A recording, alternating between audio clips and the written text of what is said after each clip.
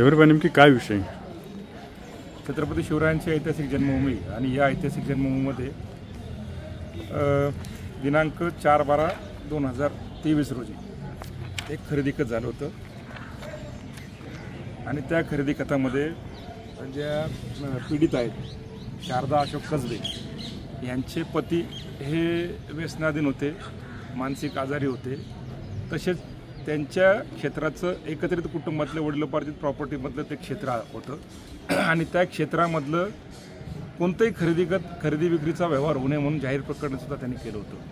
आणि अशा परिस्थितीत यांची कोणती संमती नसताना, ते मेंटली डिस्टर्ब असताना, त्यांचं जे हॉस्पिटलमध्ये ट्रीटमेंट चालू असताना, तसेच त्यांचे कनसे डॉक्टर कनसे यांच्याकडं रिहॅबमध्ये ते ट्रीटमेंटमध्ये असताना आणि खरेदी खताच्या 15 दिवस अगोदर त्यांचा एक मोठा अपघात झाला होता आणि त्या अपघातामध्ये त्यांना मेंदूमध्ये ब्लिडिंग झालं होतं आणि तिथं त्यांना गाठी आल्या होत्या। मी तुम्हाला थोडं थांबवतो, तुम्ही म्हणते खरेदी खत झालेलं आहे, मग ते खरेदी खत झालं कसं? जर एवढ्या सगळ्या हे होत्या की ते मेंटली डिस्टर्ब आहेत, त्यांचा अपघात झाला होता, आता हे खरेदी खत कायदेशीर झालेलं आहे ना?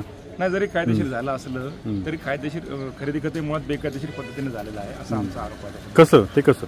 ते मेंटली डिस्टर्ब आहे। पहिलं तर जो मानसिक आजारी असतो, ज्याचं मानसिक संतुलन व्यवस्थित नसतं, मेंटली जो माणूस डिस्टर्ब असतो, तो एलिजिबल नसतो खरेदी खत देण्यासाठी। मग त्याच वेळेस ती हरकत का नाही घेतली? त्यांनी हरकत घेतली होती। त्यांनी ऑलरेडी सब रजिस्टर ऑफिसमध्ये त्यांनी तक्रार दिला होता, तहसील कार्यालयात तक्रार दिला होता, तलाठी ऑफिसला तक्रार दिला होता, त्याच्यावर कोणती ऍक्शन झाली नाही?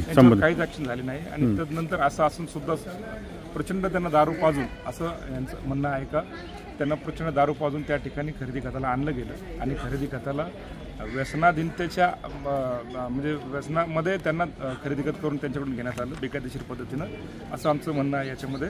आणि त्याच्यामध्ये खरेदी खत करत असताना जी कॉमन लाईन असते याच्यामध्ये खरेदी खतामध्ये, की सदरचा दस्त हा मग कोणताही नशा पाणी न करता तो स्पेसिफिक त्यांनी गाळला त्याच्यातून। याचा अर्थ ते व्यसन म्हणजे दारू पिलेले होते का काय असा याच्यावरून बोध होतो का त्यांनी काय दारू पिली होती का काय। आणि त्याच्यामुळं त्यांनी तेवढी लाईन आहे जी की सदरचा जो आहे दस्त आम्ही कोणताही नशापाणी न करता आम्ही सदर दस्त करतो। असं आपण याच्यावरून ठरवू शकत नाही ना की ते नशापाणी केली होती असं प्रूफ होत नाही। आमच्याकडे ते मानसिक आजारी आहेत, ते हॅबिच्युअल अल्कोहोलिक आहेत, ते आर अंडर ट्रीटमेंट, ते अंडर ट्रीटमेंट होते मेडिकल याच्यामध्ये, आणि ते मानसिक आजारी आहे असे आमच्याकडे सर्टिफिकेट्स आहे। शिवाय त्यांच्या खरेदी खताला यांची कोणाचीही संमती घेतली गेलेली नाही। वास्तविकरित्या ही वडिलोपार्जित प्रॉपर्टी असल्यामुळं त्यांच्या वारसाची संमती घेणे हे गरजेचं असताना सुद्धा अशा पद्धतीनं चुकीचं आणि बेकायदेशीर खरेदी खत या ठिकाणी झालेलं आहे।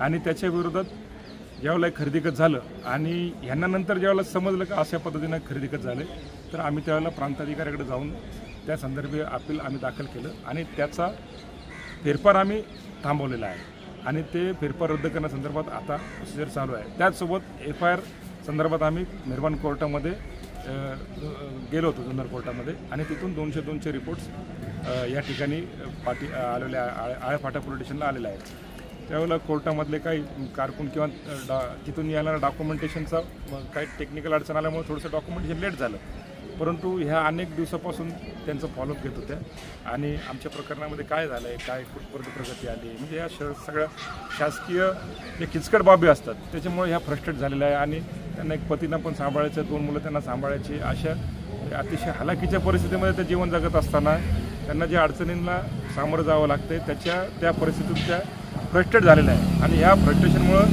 त्यांनी आज आत्मदहनाचा एक निर्णय घेतला होता, परंतु प्रशासनाने त्यांना व्यवस्थित समजून सांगितल्या कारणामुळं त्यांनी ते आत्मदहनाचा जो निर्णय होता तो मागे घेतलेला आहे आणि त्यांना सर्वतोपरी मदत करण्यासंदर्भात माननीय तहसीलदार साहेबांनी त्यांना आश्वासन आता तुम्ही उपविभागीय पोलीस अधिकारी DYSP साहेबांकडे गेले होते, तहसीलदार साहेबांकडे देखील गेले होते, काय चर्चा झाली आतमध्ये?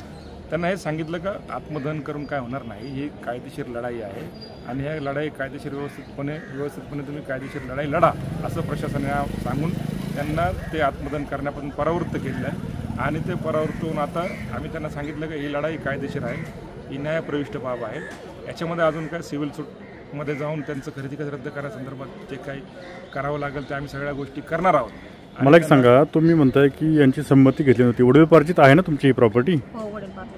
मग यांची जर वडिलोपार्जित प्रॉपर्टी असेल, त्यांच्या मुलं आहेत, त्यांना त्या मुलाची किंवा यांची संमती नसेल किंवा यांचे मिस्टर जे काय ते मेंटली डिस्टर्ब होते, मग अशा याच्यामध्ये तुम्ही आता वरिष्ठ कोर्टात म्हणजे आपल्या प्रांत साहेबांकडे अपील करणार आहात का?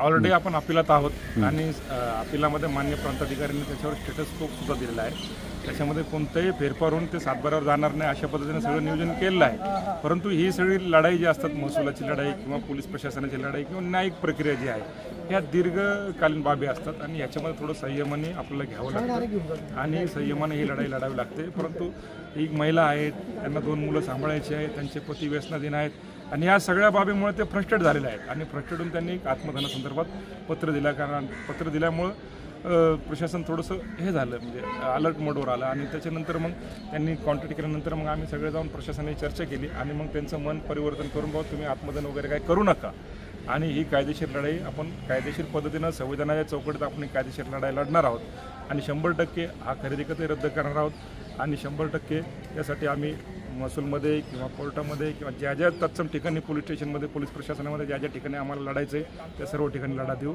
आणि मान्य मेहरबान कोर्टात सुद्धा आम्ही या संदर्भात व्यवस्थित आमची मांडणी करू आणि मेहरबान कोर्टावर सुद्धा आमचा विश्वास आहे की 100% आमचा विजय त्या ठिकाणी होणार आहे. तुम्ही आता पोलिसांच्या जे वरिष्ठ अधिकारी आहेत त्यांना भेटलात, तहसीलदार साहेबांना भेटलात, तुम्ही खरं तर आत्मदहनाचा इशारा दिला होता. या अधिकाऱ्यांनी जे काय तुम्हाला सांगितले त्याच्यावर तुम्ही समाधानी आहात का? हो, समाधान आहे. मग तुम्ही तुमचा आत्मदहनाचा जो निर्णय आहे तो मागे घेताय? हो. अजून कोणाला काय बोलायचं?